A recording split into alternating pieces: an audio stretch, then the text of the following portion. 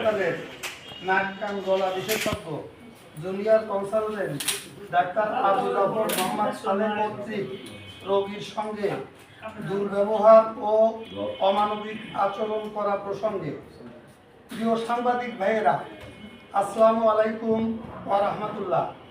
আমি সৈয়দ আলী আহমেদ, পিতা মৃত সৈয়দ আনসার আলী, শান সোনাতলা, চালিতাতলা, ওয়ার্ড নং 3, পৌরসভা, থানা ও জেলা বাগেরহাট। মোবাইল নাম্বার 01711308628, বাগেরহাট পৌরসভাধীন আল ইসলাহ একাডেমির পূর্ব পার্শ্বে ক্রাইম হার্ডওয়্যার নামে আমার একটা দোকান আছে। ইংরেজি 28/10/2024 তারিখ সকাল আনুমানিক 11 ঘটিকার সময় আমি আমার কন্যা জেরিন আক্তার, বয়স 14 বছর, একে সঙ্গে করে নিয়ে বাগেরহাট সদর হাসপাতালের টিকিট কাটি, যার রেজিস্ট্রি নং 43,462/70, নাক কান গলা বিভাগের junior consultant doctor Abu Jafar Mohammad Saleh সাহেবের কাছে যাই। ডাক্তার সাহেবের একজন সহকারী আমাকে বসতে বললে আমি ডাক্তার সাহেবের সম্মুখে চেয়ারে বসতে গেলে ডাক্তার আবু জাফর মোহাম্মদ সালেহ আমাকে চিৎকার করে বলেন, এই এখান থেকে বেরো। আমি হতবাক হয়ে চেয়ার থেকে বের হয়ে আমার মেয়ে জেরিনকে বসতে বলি। জেরিন উদ্ভূত ঘটনায় কিছুটা হতভম্ব অবস্থায় ডাক্তারের সামনে বসার সঙ্গে সঙ্গে ডাক্তার খুব উচ্চ স্বরে রাগান্বিত হয়ে বলেন, এই তোর কি হয়েছে বল।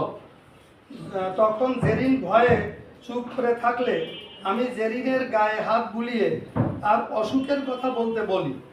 তখন জেরিন অসুস্থতার একটা কারণ বলার সঙ্গে সঙ্গে ডাক্তার ঔষধ লিখে দেয়, কিন্তু অন্য সমস্যাগুলি শোনেন না। তখন আমরা হতবিহ্বল হয়ে ডাক্তারের রুম থেকে বেরিয়ে আসি এবং বাইরে আসার পর যার বলি সেই বলে ওই ডাক্তারের দুর্ব্যবহার ও কুকীর্তির কথা। তখন আমার মেয়ে আমাকে বলে, আব্বু আমার অসুখ আরও বেড়ে গেল। এরপর আমি ছাত্র সমন্বয়ক পলাশের কাছে যাই।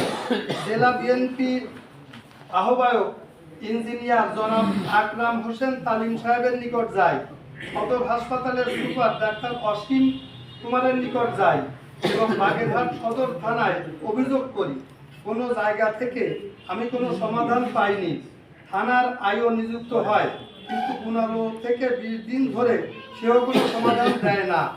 দাঁড়ে দাঁড়ে ঘুরে আমি কোনো বিচার না পাওয়ার কারণে সংবাদ সম্মেলন করতে বাধ্য হই। আপনারা ডাক্তার সম্পর্কে তদন্ত করলে জানতে পারবেন ওনার ব্যবহার কত ভালো, কত অমানবিক।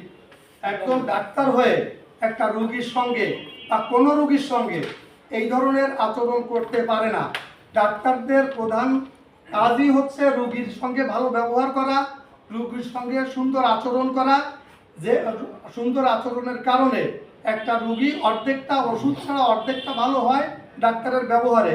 সেই ডাক্তার যদি কষার মতন ব্যবহার করে সেক্ষেত্রে ওই ডাক্তার আসলে ডাক্তার কিনা আমি সুধীজনের কাছে প্রশ্ন রেখে গেলাম।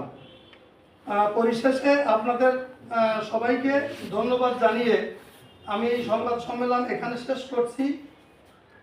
উপস্থিত সম্মানিত সাংবাদিক ভাইদের ধন্যবাদ জানিয়ে শেষ করছি। আল্লাহ হাফেজ। আসসালামু আলাইকুম।